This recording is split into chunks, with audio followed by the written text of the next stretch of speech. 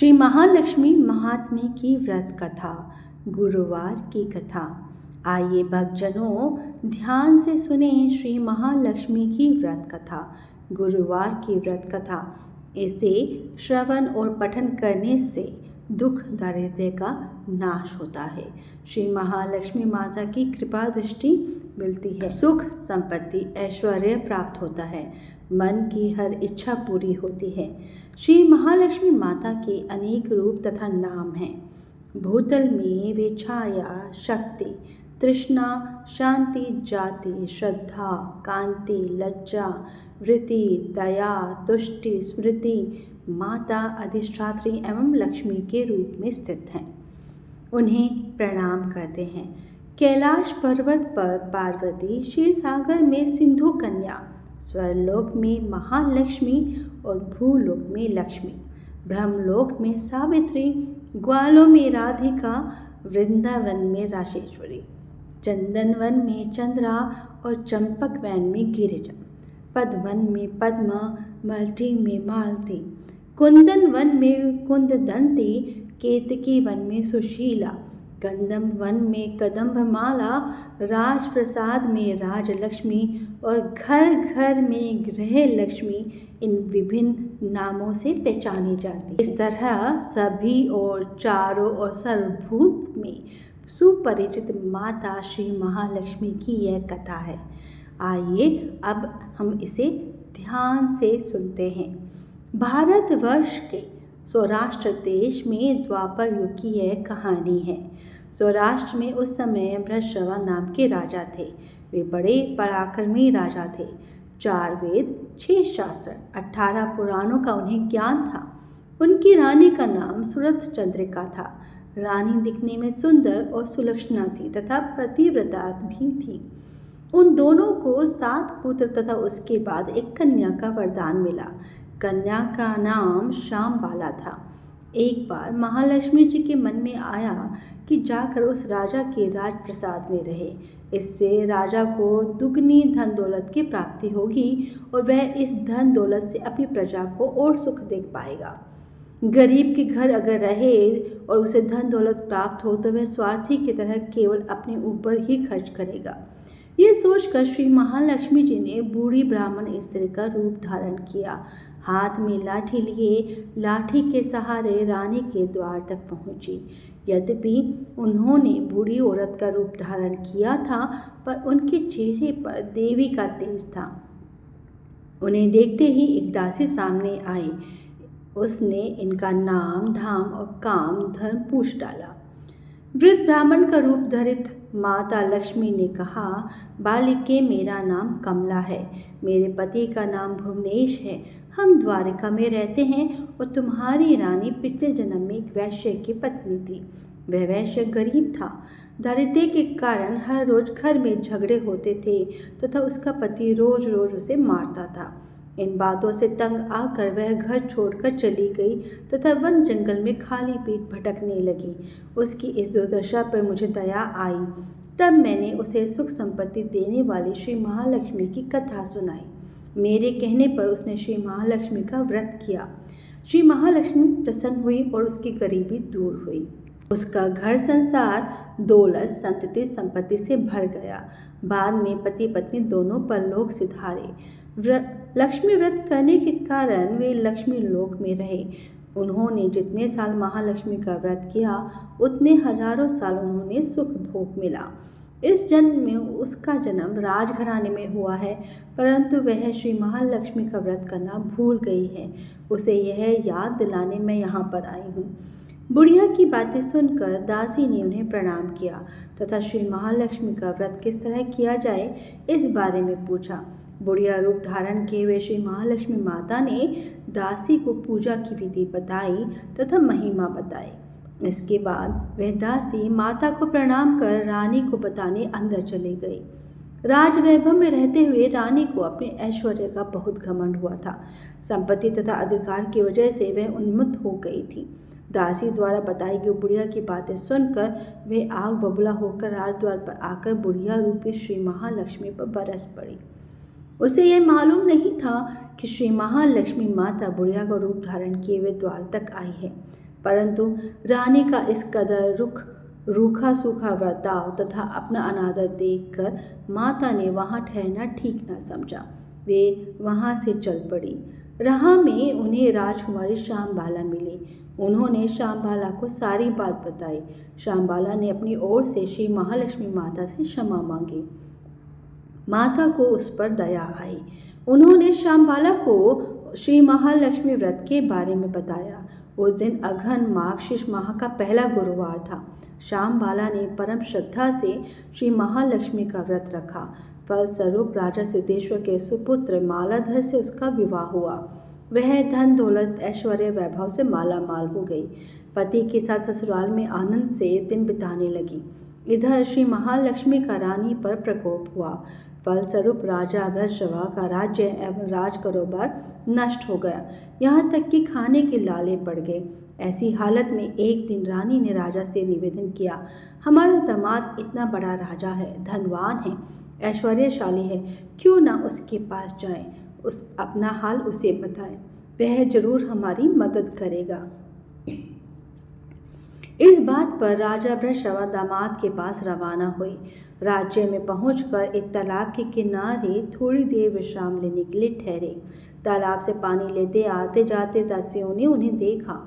उन्होंने विनम्रता से उनकी पूछताछ की। जब उन्हें मालूम हुआ कि वे रानी श्यामबाला के पिता हैं तो दौड़ते हुए जाकर उन्होंने रानी को सारी बात बताई। रानी ने दासी के हाथ राज परिधान भेजकर बड़े ठाठ से उनका स्वागत तथा आदर सत्कार किया। रानी ने दासी के हाथ राज परिधान भेजकर बड़े ठाठ से उनका स्वागत तथा आदर सत्कार किया, खान पान करवाया। जब वे लौटने लगे तो सोने की मोहरों से भरा घड़ा दिया। राजा भ्रष्टवा जब वापस लौटे तो उन्हें देखकर रानी सूर्यचंद्रिका खुश हुई। उन्होंने सोने की मोहरों से भरे घड़े का मुंह खोल पर हाय भगवान, घड़े में धन के बदले कोयले मिले। यह सब श्री महालक्ष्मी के प्रकोप से हुआ और इस प्रकार दुर्दशा में और कई दिन बीत गए। इस बार रानी स्वयं अपनी कन्या के पास गई। वह दिन अगन माह का अंतिम गुरुवार था। श्यामबाला ने श्री महालक्ष्मी का व्रत किया, पूजा की, अपनी माता से भी व्रत करवाया। इसके बाद रानी अपने घर आई और श्री महालक्ष्मी का व्रत रखने पर उसे फिर से अपना राजपाट, धन दौलत, ऐश्वर्य प्राप्त हुआ। वह फिर से सुख शांति आनंदमय जीवन बिताने लगी। कुछ दिनों बाद राजकन्या श्यामबाला अपने पिता के घर आई। उसे अपने घर देखकर सूर्यचंद्रिका को पुरानी बातें याद आ गई। यही कि श्यामबाला ने अपने पिता को घड़ा भरकर कोयला दिया था और उसे तो कुछ भी नहीं दिया था। इसी कारण श्यामबाला को पिता के घर आने पर उसका कोई आदर आतिथ्य नहीं हुआ, बल्कि अनादर हुआ। पर उसने इस बात का बुरा नहीं माना। अपने घर लौटते समय उसने पिता के घर से थोड़ा नमक ले लिया। अपने घर लौटने पर उसके पति ने पूछा, अपने मायके से क्या लाई हो? इस पर उसने जवाब दिया, वहाँ का सार लाई हूँ। पति ने पूछा, इसका मतलब क्या हुआ? श्यामबाला ने कहा, थोड़ा धीरज रखें, सब मालूम हो जाएगा। उस दिन श्यामबाला ने सारा भोजन नमक डाले बिना बनाया और परोसा। पति ने खाना चखा। सारा खाना नमक बिना था, इसलिए स्वाद ना आया। फिर श्यामबाला ने थाली में नमक डाला, इससे सारा भोजन स्वादिष्ट लगने लगा। तब श्यामबाला ने पति से कहा, यही है वह मायके से लाया हुआ सार। पति को उसकी बात सही लगी। फिर वे दोनों हंसी मजाक करते हुए भोजन करने लगे। कहा गया है कि इस तरह जो कोई श्रद्धा भाव से श्री महालक्ष्मी की पूजा करे उसे माता की कृपा प्राप्त होती है, सुख संपत्ति शांति प्राप्त होती है, सभी मनोकामनाएं पूरी होती हैं। परंतु यह सब प्राप्त होने पर माता की पूजा को भूलना नहीं चाहिए। हर गुरुवार को व्रत पाठ अवश्य करना चाहिए। इस तरह श्री महालक्ष्मी की महिमा भक्तों की मनोकामनाएं पूरी करती हैं। इस प्रकार श्री महालक्ष्मी की गुरुवार की कथा संपूर्ण होती है। जय महालक्ष्मी, महालक्ष्मी नमः। जय महालक्ष्मी। नमस्तेस्तु महामाये श्रीपीठे सुरपूजिते शंख चक्र गदाहस्ते महालक्ष्मी नमोस्तुते।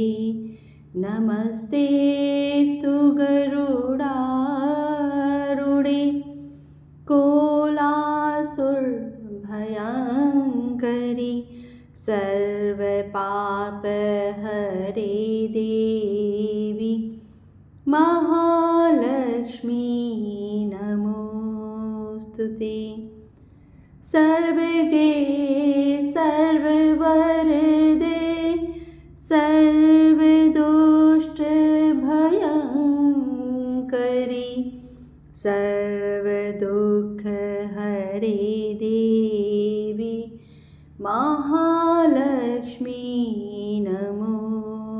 नमोऽस्तुते। सिद्धि बुद्धि प्रदे देवी भुक्ति मुक्ति प्रदायिनी मंत्रमूर्ते सदा देवी महालक्ष्मी नमोऽस्तुते। आदन्तरहिते देवी आदिशक्ति महेश्वरी योगजे योग संभूते महालक्ष्मी नमोऽस्तुते। स्थूल सूक्ष्म महारौद्रे महाशक्ति महोदरे महापापहरे देवी महालक्ष्मी नमोऽस्तुते। पद्मासनस्थिते देवी परब्रह्म स्वरूपिणी परमेशी जगन्मातरं महालक्ष्मी नमोऽस्तुते।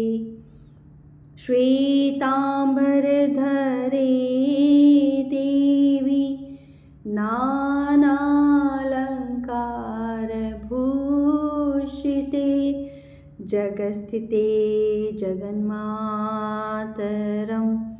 महालक्ष्मी नमोऽस्तुते। महालक्ष्मी अष्टकं स्तोत्रं या पठेत् भक्तिमान् नरः सर्वसिद्धिमवाप्नोति राज्यं प्राप्नोति सर्वदा। एककाले पठेन् नित्यं महापापविनाशिनं द्विकालं या पठेन् नित्यं धनधान्यसमान्वितः त्रिकालं या पठेन् नित्यं महाशत्रुविनाशिनं महालक्ष्मी भवेत् नित्यं प्रसन्ना वरदा शुभा। इति श्री महालक्ष्मी स्तोत्र समाप्तम्।